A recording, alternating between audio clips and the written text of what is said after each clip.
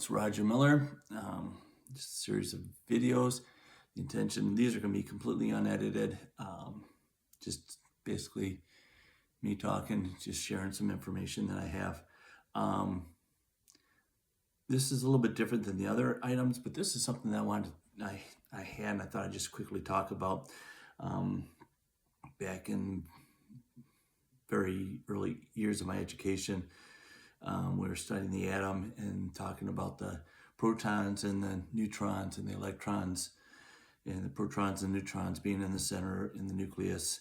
And the protons were made, if I remember correctly, 2 up and 1 down quark, where neutrons were made from 1 up and 2 down, and the ups had a charge of 2/3 positive, and then the down quarks had 1/3 negative. And so when you did those combinations, it worked out that the protons would be a positive charge of 1 and neutrons would be 0, or be neutral. But one of the things that I found, the teacher at the time, this is probably middle school, was talking about the electron, is negatively charged, and the nucleus is positively charged, and they're attracted. But the electron never actually crashes into the nucleus. And after thinking about that, I said, well, okay, that makes sense to me at the time, and I didn't realize the strong nuclear force and all that other stuff.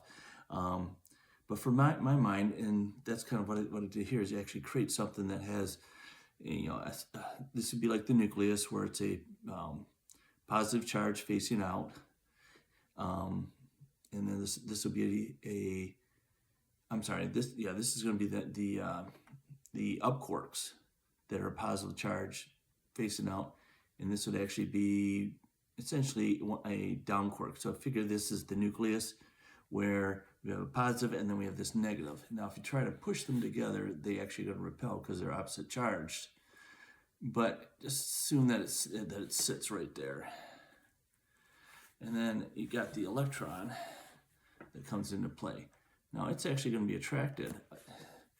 If you watch this, we can kind of put it this way.